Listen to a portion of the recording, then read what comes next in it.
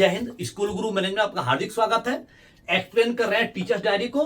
Teacher diary में 22 number point, जो प्रार्थना के समय पर एक रिमाइंडर आता है अपने आप दिमाग में, बच्चे प्रेयर करेंगे, आप भी इन पॉइंट्स को पढ़ेंगे और जब इन पॉइंट्स को पढ़ेंगे तो ये पॉइंट्स आपके दिमाग में गूंजेंगे, ठीक है, और ये आपके शिक्षण में लागू होने हैं, शिक्षण में आपके आने हैं। तो 22 नंबर का पॉइंट है, प्रबंधक अथवा प्रधानाचार्य जी द्वारा अभिभावक से मेरा फीडबैक लेने पर नेगेटिव फीडबैक नहीं आएगा। अतः मैं अपनी कक्षा के सभी बच्चों का ध्यान इस प्रकार से रखूंगा कि वे शिकायत ना करें। अब फीडबैक कहां से लिया जाएगा? ठीक है, अरे आपकी क्लास में कितने बच्चे होंगे? 40, मैक्सिमम 50, ठीक है। उनमें से अगर पेरेंट्स संतुष्ट नहीं है विद्यालय से, तो इसमें सबसे बड़ा हाथ होता है कक्षा अध्यापक का।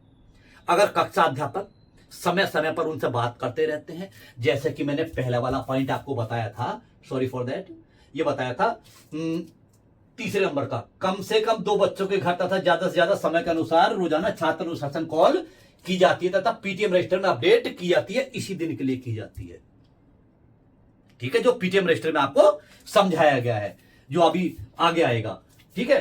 अब आपका पॉइंट है कि अब मैनेजर सर क्या करेंगे, जैसे कि ये टीचर्स डायरी है, इसमें हर बच्चे के लिए एक पेज दिया गया है और इस पेज में एक कॉलम दिया गया है।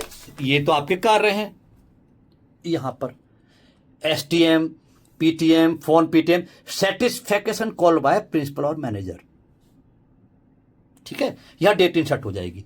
तो प्रिंसिपल सर या मैनेजर सर को और मैनेजर सर से तो मैं विनम्र निवेदन करूंगा कि कम से कम 10 बच्चों के घर, ठीक है, मात्र आधा घंटा लगेगा अगर आप विद्यालय की ग्रोथ चाहते हैं तो, ठीक है।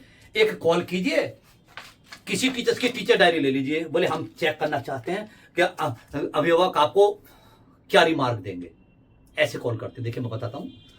जय हिंद सर, जो भी आपके विद्यालय का नाम है वहां से प्रबंधक बोल रहे हैं सर, समय है बात करने का थोड़ा सा? जी सर बताइए।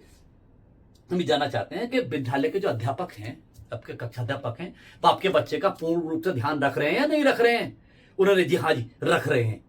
तो आप सेटिस्फैक्शन कॉल में यहां पर लिखेंगे पॉजिटिव रिस्पॉन्स, ठीक है।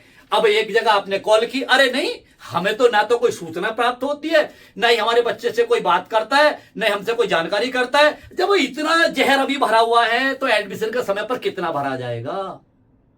तो आपने क्या करना है, नेगेटिव रिस्पॉन्स, और अगले दिन को उन अध्यापक को हाजिर करना है अपने सामने। बोले भाई इनके यहां से नेगेटिव रिस्पॉन्स आया है, मनाइए इन्हें।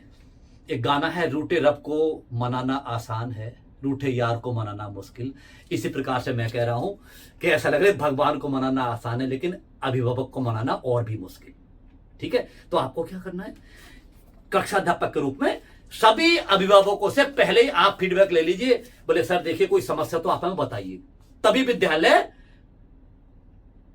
ग्रोथ करेगा, अदरवाइज छात्र संख्या कम होती चली जाएगी। ये जो मैंने पॉइंट्स बताए हैं ना, ये सारे के सारे पॉइंट्स अध्यापकों के शिक्षण में आने हैं। यदि आएंगे तो विद्यालय ग्रोथ करेगा, ठीक है। अब आएंगे क्यों? क्योंकि प्रार्थना के समय पर बताया जाता है आपसे कि प्रार्थना के समय बच्चे प्रार्थना करेंगे। आप इन नियमों को पढ़िए और नियमों को पढ़ने के बाद में, और बहुत आसान है शिक्षकों के लिए, समस्या क्या थी भूल जाते थे, लेकिन मैंने ट्रिक क्या निकाली है कि प्रार्थना करेंगे बच्चे, आप ईश्वर से अपनी प्रार्थना करेंगे, अपनी भी तो प्रार्थना होगी ना, ठीक है। तो हमने पॉइंट एक्सप्लेन किया इसमें 22, प्रबंधक अथवा प्रधानाचार्य द्वारा अभिभावक से मेरा फीडबैक लेने पर नेगेटिव नहीं आएगा। मिलते हैं अगले पॉइंट के साथ में। पॉजिटिव करिए रिस्पॉन्स पेरेंट्स का, सबका प्रयास कीजिए, जब अच्छे कार्य कर रहे होंगे तो पॉजिटिव आएगा। जय हिंद।